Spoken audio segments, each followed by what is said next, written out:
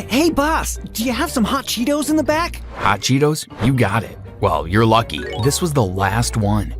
Another student came running from the class. Boss! He was panting. I have an assignment submission deadline in an hour. I need your help.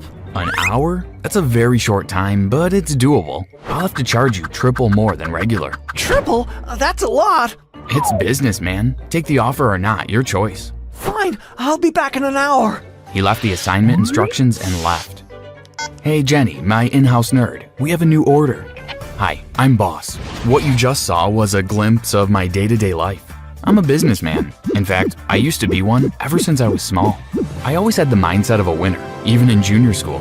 I used to trade toys and Pokemon cards for money. When I reached high school, I expanded my business and opened a whole black market.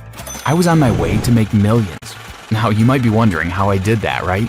Well, I'm here to tell you. But before we move on, like this video, hit that subscribe button, and activate the notification bell, and you will be a millionaire in the future. Trust me, it works. I was the coolest kid in school. I'm not bragging, people, I really was. From Jim, the strong athlete on the senior football team, to the juniors and the newbies, all of them had a lot of respect for me. I was a superstar, a hero without a cape. And it was all because of my business, the black market. There was everything in my market except for some of the unlawful stuff. I was trying to run a successful business, not get locked up.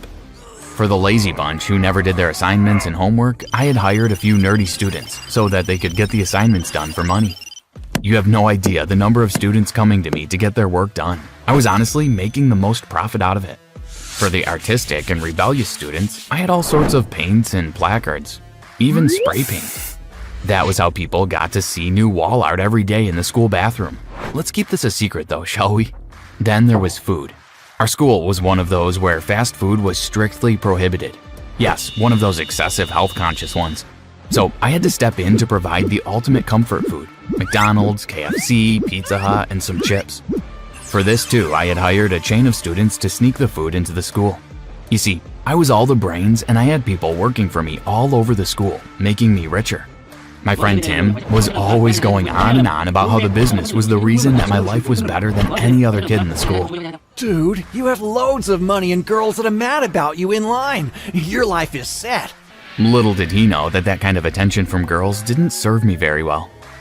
I was a very determined and focused person. With the business I was running, I had no time to spare to have a girlfriend or give attention to the girls. Still, some guys were jealous of me because the girls liked me instead of them. The girls used to turn down every guy. I'm waiting to be boss's girlfriend, was every girl's answer. Well, that put me into big trouble, you see. One day, Tim came running towards me while I was talking to some of my employees on the school grounds. He was panting, trying to tell me something. Boss, dude, you're in trouble, man. Why? What's wrong? You know those guys that are jealous of you because of the girls? Yeah, they're losers. Well, I just heard those losers are at the principal's office right now telling him all about your business. What? I knew at that moment that I was in trouble. Right then, I suddenly heard an announcement from the principal, calling me to the office. Good luck, dude, Tim said as I walked inside the school to go to the office. As I was taking one step after another, my heart was pounding faster and louder. I finally reached the office, and when I entered, our principal was looking outside the window. You called for me, Mr. Ritchie? Yes, boss. Come on and sit down. His face had a serious expression, but I couldn't tell whether he was mad or not. I guess you already know why you are here, so I want to know how long this has been going on. He sat down on his chair. Well, for very long. Very long, huh? Right under our noses. How good is the profit? I get 20% profit after paying all my employees. We talked about my business for about 5 minutes. I was sure that I was going to get expelled. Yeah, I sat down calmly and answered all of his questions. After talking for a while, Mr. Ritchie said something that I wouldn't have imagined him saying in a million years. I want to make a deal with you. I'm sorry, I'll close the market down and never repeat this ever again. Please don't expel me. My parents will be heartbroken. I thought begging was the right thing to do at the moment. I think you got me wrong. I want to invest in your business. What? I was surprised. It was a good surprise though, and I felt like a fool for begging. That's amazing, for sure. I immediately accepted the offer. I have some conditions though. I started to doubt if I had accepted the offer too soon. I will invest $2 million in cash. Whoa! My eyes opened up wide and an involuntary smile took over my face. I want you to use that money to pawn valuables strictly. Maybe jewelry or expensive paintings or unique items. You can give them double the market pawn price. I don't mind. I was confused. Why is this man investing money to go on loss? I thought. I know what you're thinking, boss. You want to know why I'm investing and targeting loss? Then listen. There was this watch I used to wear all the time. It was given to me by my father. My father got it from his father, and he got it from his through the ages. It's a family heirloom. But a few months back, I lost it. Let's say someone stole it from me and I want it back. $2 million is nothing in exchange for that watch. I think if we start a pawn shop with a good price here, someone will show up with the stolen watch. He said and kept staring at me. I nodded, indicating I understood him.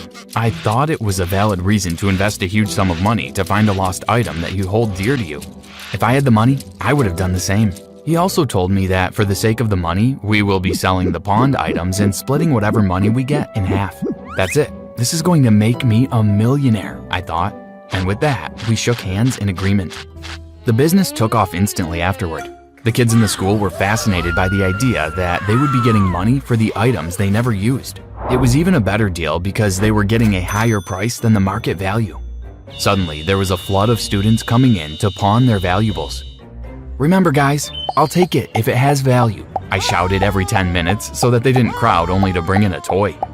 My schoolmates understood this perfectly and were bringing in items that were gifted to them, for example, a baseball bat signed by Babe Ruth, and their jewelry. Soon after, things started getting intense. The students started bringing more and more pawns. Turns out, the students had started stealing their parents' stuff, paintings and valuables in the house to trade for money. Not only that, they were even stealing from the teachers. Every day, at least one of the teachers was filing a complaint about missing objects that the students had sold to me at some point. But I couldn't care less about that as long as I was making money. After gathering enough valuables that could fit in a separate locker Mr. Ritchie had given me, it was time to go for an exchange. Mr. Ritchie took me to a shady-looking area in town where there was not a single mouse or a bird. Don't worry, my friends run their businesses from here, he said to me, and soon we reached the house. The men we met, again, looked very shady, but they gave us a good price for the materials we brought to them. Mr. Ritchie, too, kept his word and gave me half of all the money we made. I felt bad that after all the money that was spent, he had still not found his family watch.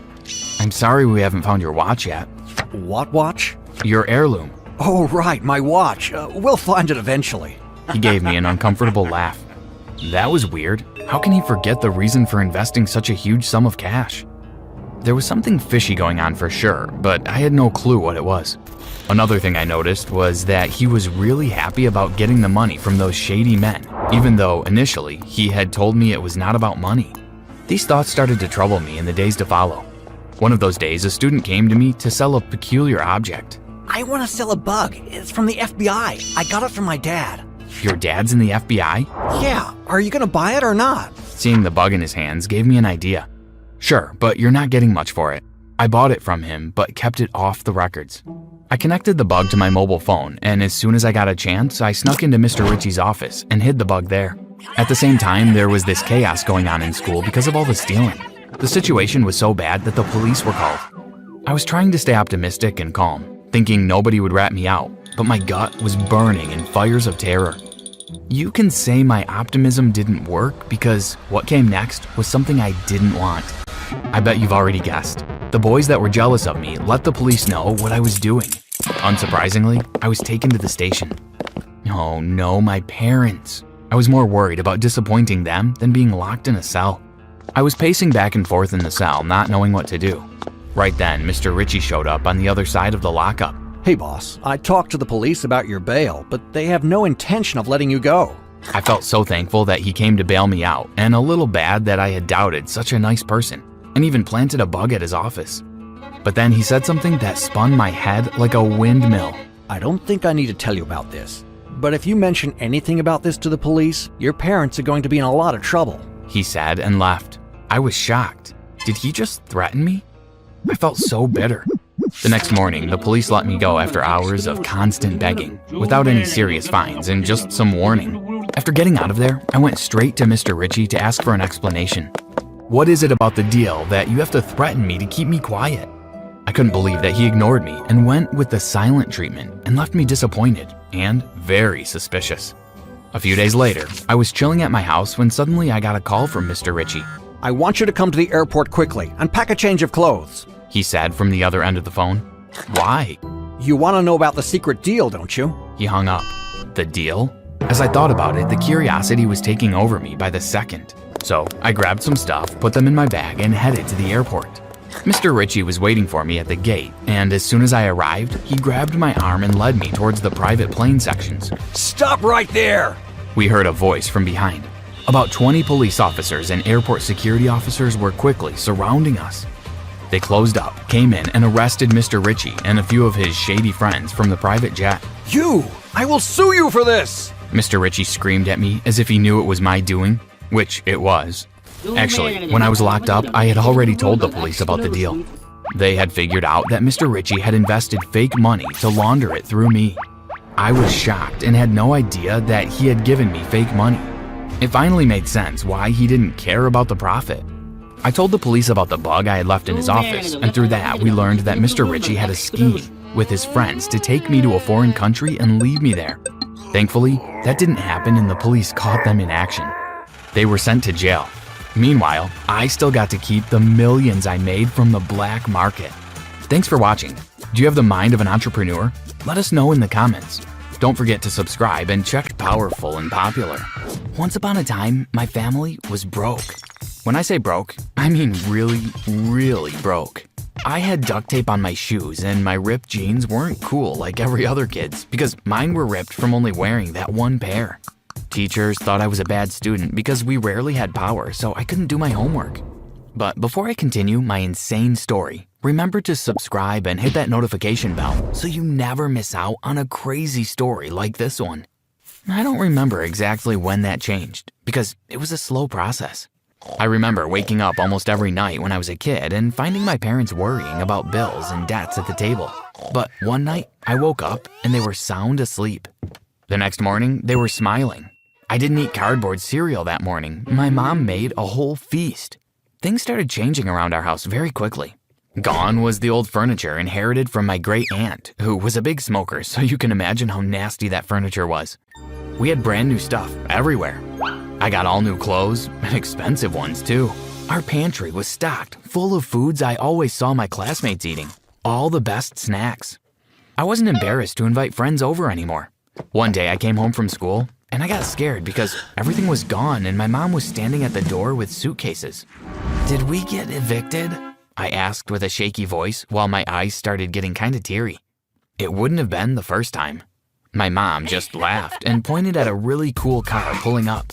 The window of the brand new car rolled down and I saw my dad sitting there, looking pretty smug. My mom grabbed my hand and we ran to put our stuff in the car and hopped in. That was the day we moved into the mansion. My parents had bought this incredibly luxurious place and I felt like the main character in a movie. They even put me in a private school. I was scared the first day because I saw all these kids with expensive clothes, bags, and phones, and I was used to being the poor kid in my little public school downtown. To my surprise, I was the richest kid there. Everyone flocked to me and wanted to be my friend. The only awkward moments I had at that school was when they asked me what my parents did for a living. That's when it hit me. I actually didn't know.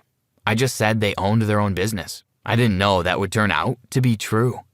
When I was in high school, my parents became a bit strict. Not the traditional be home by 7:30 sharp way. See, rich kids live for the thrill. What was the most thrilling thing we had access to that wouldn't ruin our lives, possibly forever? The poor neighborhoods. Kids in my grade loved to throw parties in abandoned buildings or under bridges in the poor neighborhoods.